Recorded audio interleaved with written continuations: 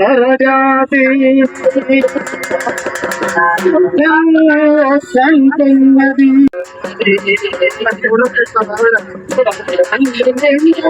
సాధించుమో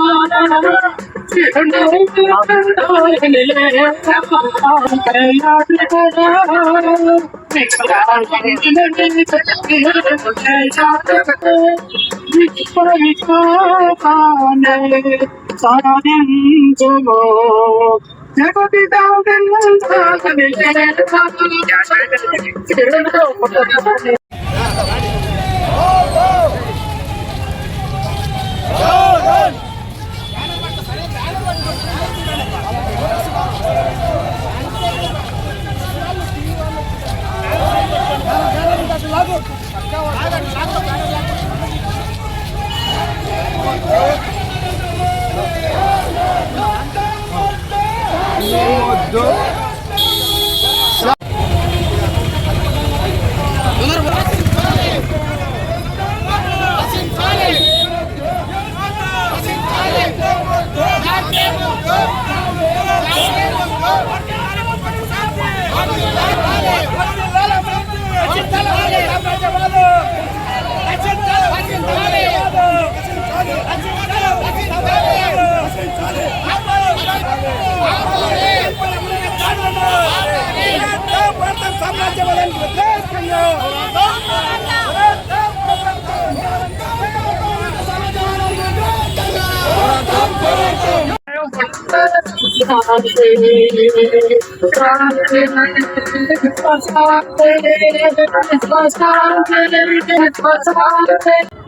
America సామ్రాజ్యవాదం యొక్క అహంకారంతో America Israel కలిసి ఇరాన్ పై యుద్ధం ప్రారంభించి 3 వారాలు కావస్తా ఉంది. మరి ఈ సందర్భంగా యుద్ధం ప్రారంభంలోనే అమెరికా అనుసరించినటువంటి అహంకార పూరితమైనటువంటి వైఖరి వల్ల ఇరాన్ లో మొట్టమొదటి ప్రారంభంలోనే 140 మంది చిన్నపిల్లలు మరణించడం అనేది అత్యంత దారుణమైనటువంటి విషయం. మరి దీనిపైన అత్యంత దారుణంగా యుద్ధం చేయడం వల్ల ఆ దేశ సుప్రీం కమాండర్ అయినటువంటి అయతుల్లా ఖమేనీ అందులో మరణించారు. దీనికి ప్రతీకారంగా ఇరాన్ కూడా పెద్ద ఎత్తున అమెరికా సామ్రాజ్యవాదానికి వ్యతిరేకంగా పెద్ద ఎత్తున యుద్ధాన్ని కొనసాగిస్తూ ఉంది.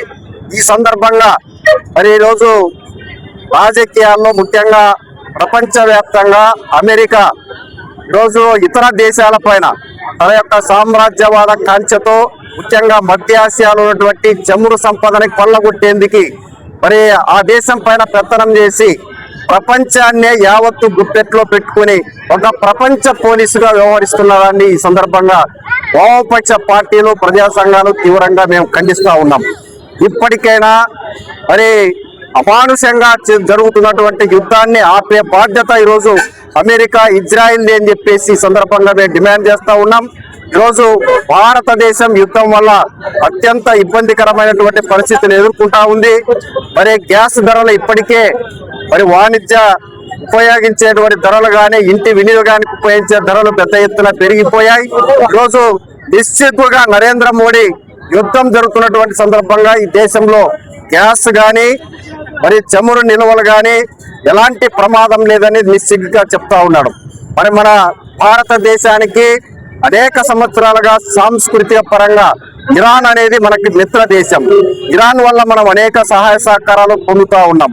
ముఖ్యంగా ఆయిల్ సంపద సంబంధించి మనం ఉపయోగించుకుంటున్నాం.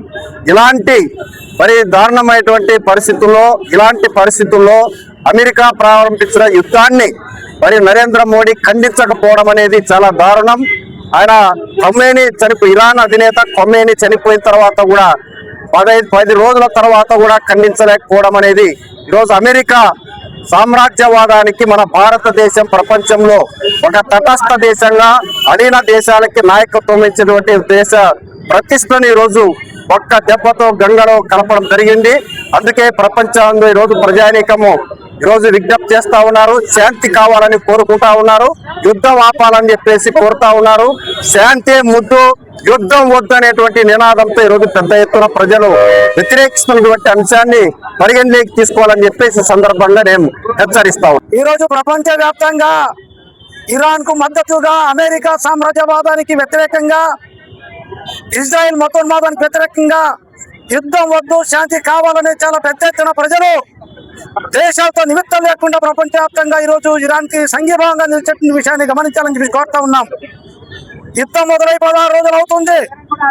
ఈ రోజు అమెరికా గాని, ఇజ్రాయెల్ గాని ఎవరైనా యుద్ధం చేస్తే సైనికుల మధ్య యుద్ధం జరగాలి. కానీ అమాయక విద్యార్థులను, అమాయక ప్రజలను లక్ష్యంగా పెట్టుకుని ఈ రోజు అమెరికా, ఇజ్రాయెల్ దాడులు చేయడం చాలా దుర్మార్గమైన చర్య అని చెప్పి భావిస్తా ఉన్నాం.